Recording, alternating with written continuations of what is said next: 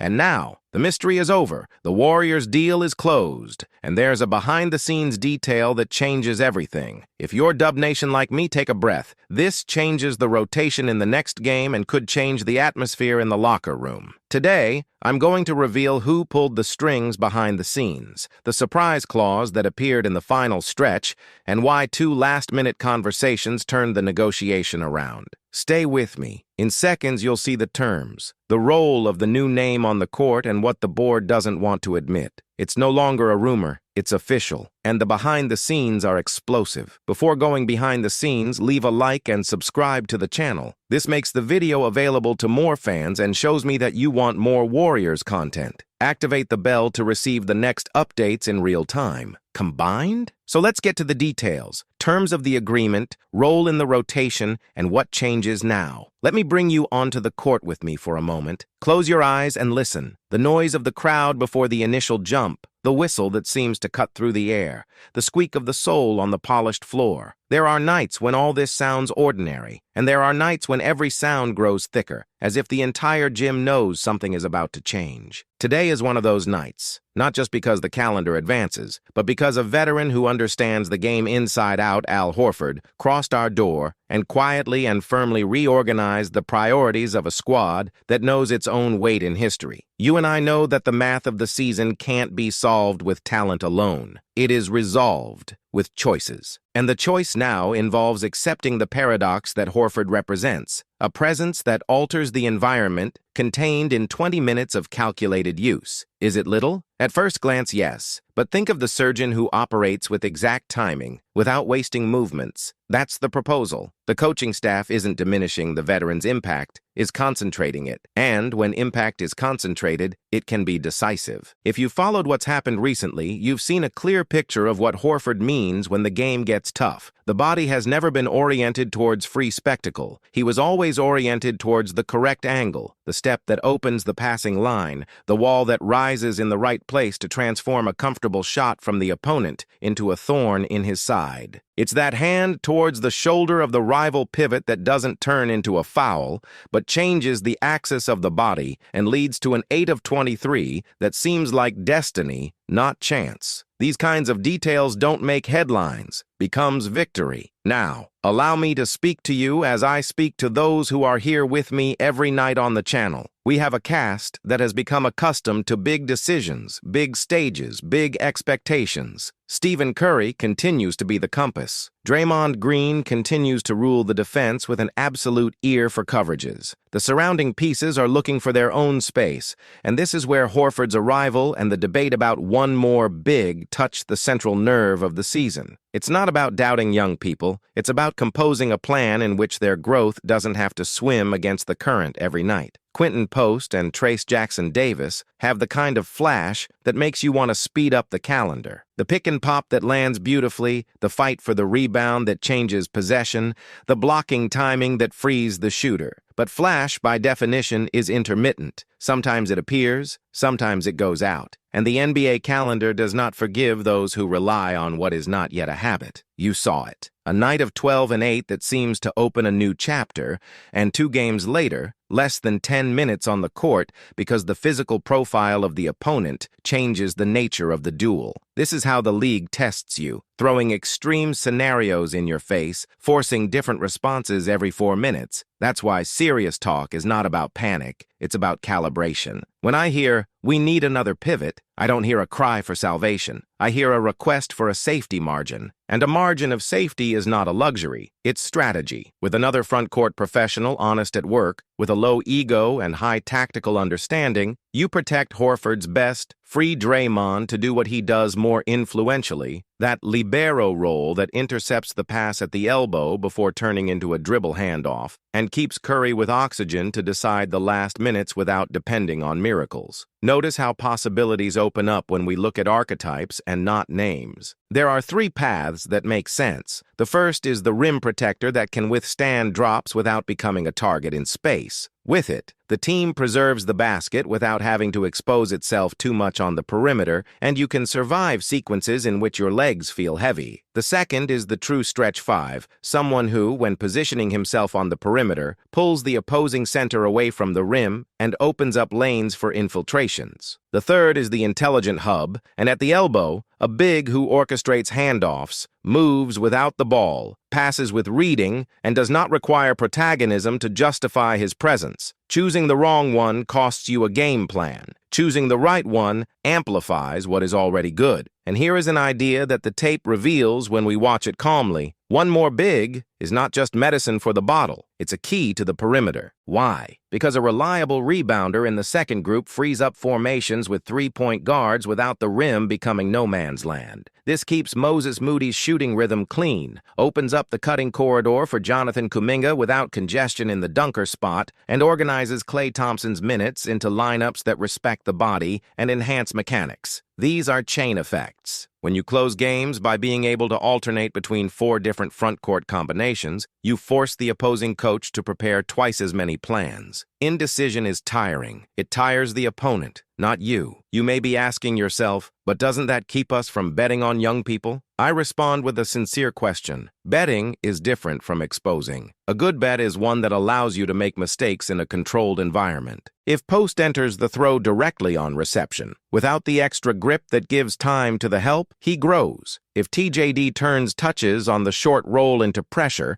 and not precipitation, he grows. But until these reactions become reflexive, there will be weeks in which the league throws you a back-to-back sequence, a pivot that pushes you out of the painted area, an arbitration that allows heavy contact. It is on these days that the presence of a second big transforms hope into expectation and expectation into control. And we are not alone in this reflection. The memory of what worked here is alive. Remember how Iguodala was the right decision without having to shout. Remember how Andrew Bogut, even without posters on every corner, soberly anchored series. Remember how David West stitched second units with mid-range readability and tightness. When we talk about building a spin that works under pressure, we're not talking about pyrotechnics. We talk about a catalog of small victories added up until, at the big time, it seems like the game was simple. It never is. It seems because you chose right before. Let's go back to Horford because it all starts with him. His best comes when minutes are used like a scalpel, in half-court situations, in moments of adjustment,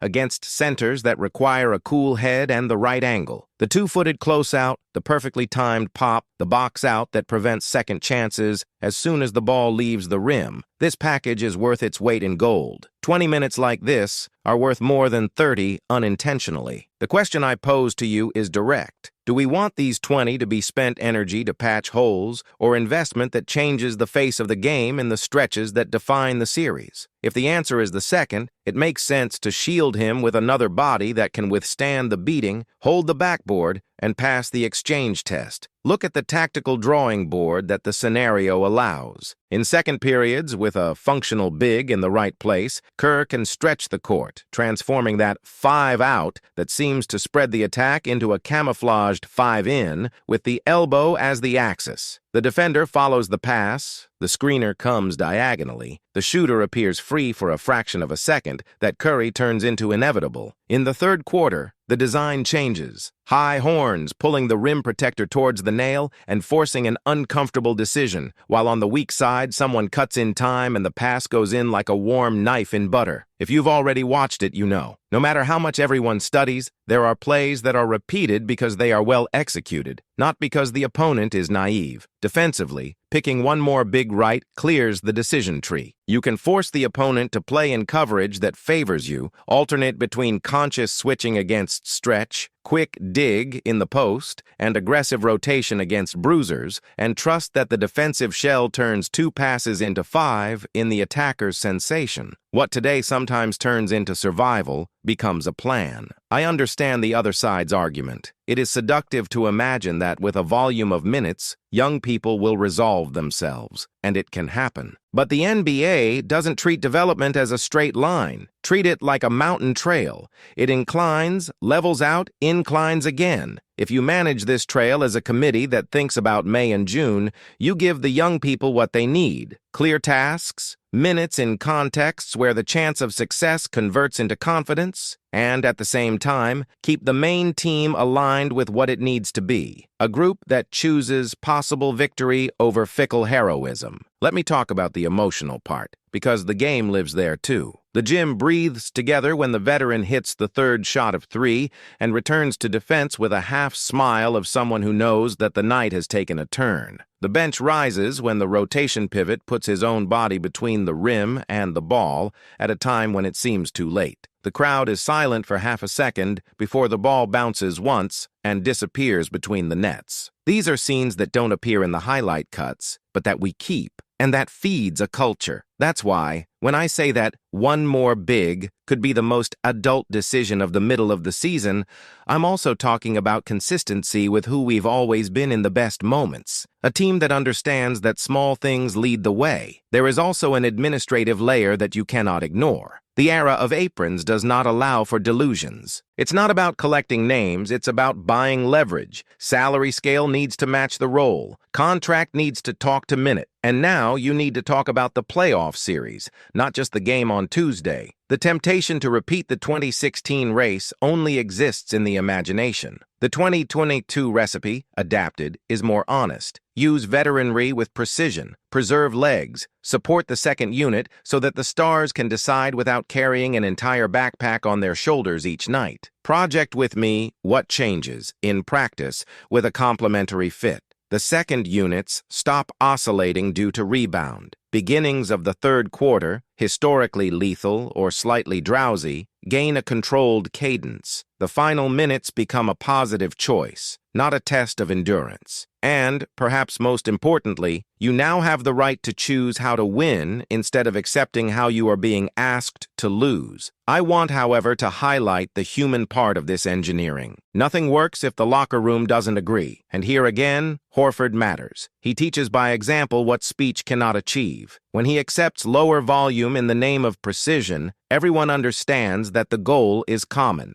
When he scores with his body and timing without hunting for the flashy stump, everyone understands that impact has many faces. When he makes a mistake and returns to the shot without a scene, the young people hear the silent message. Constancy is worth more than occasional brilliance. And it is in this ethic that a second big needs to enter, that of someone who smiles upon contact, absorbs correction, takes care of 14 perfect minutes that do not become a trend, but become a result. Do you see how everything converges? Tactics, physique, calendar, wages, ego, silence. The game is the same, but the sum of details is what puts us on the right side of the fine line that exists between a season that becomes history and one that becomes a lesson. I'm not afraid to tell you clearly. If the price is sensible, if the profile matches our identity, I would make the addition. To protect the best of Horford, to release the best of Draymond, to reduce the burden on Curry in the 44th minute, to allow Post and TJD to grow with responsibility and support. So that, when the series asks for cold blood, it is not chance that makes the decision for us.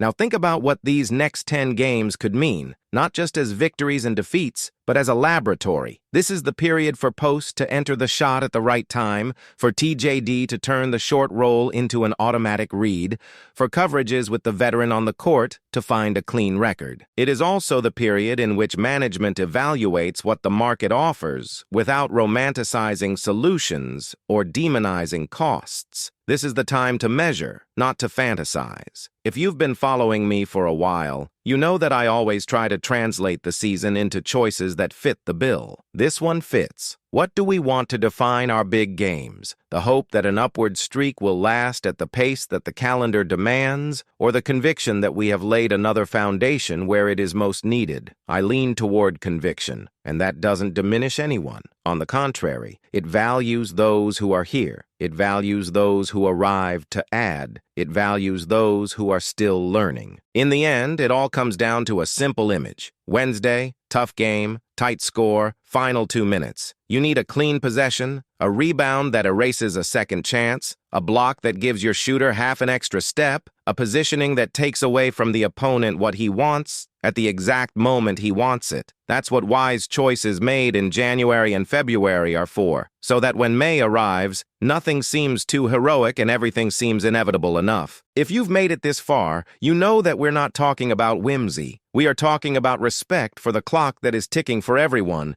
including our veterans who still have a lot to give. Respect for young people who deserve to grow without being crushed by the demands of the calendar. Respect to the shirt, which learned a long time ago the difference between noise and substance. And respect to the fans, who recognize when a team chooses the path that increases the chance that popping nights, like this one, will be the rule, not the exception. I want to hear you. I want to know where you are at this crossroads. Do you see addition as the sensible step? Would you bet more minutes on young players now? What would you prioritize tactically? Rim protection, spacing at 5, or a reading hub at the elbow? Leave it in the comments. It is in this conversation that this channel was born, bringing the game closer with the seriousness it deserves and with the passion that brought us here. In the meantime, we continue together. Because the season, believe me, still holds nights when the sound of the gym will increase again, and you will feel that something big is about to happen. When it happens, I want you to be able to say, I saw the signs, I understood the choices, and I was there, and that. If today you felt the gym shake on the other side of the screen, then you know that we're not talking about noise. We're talking about the path, and the next step is just one click away. Do you want to understand every adjustment, every rotation, and every reading that turns February into May? Dive into my Warriors Analysis playlist now. It's in the description and on the card up here. There you will find x-rays of games, explained clipboards, matchup studies, and the projections that tie together everything we talked about today. Don't leave it for later. Open Warriors Analyses, play the first video, and come marathon with me. The season is on, and whoever masters the details dominates the series. Let's go together.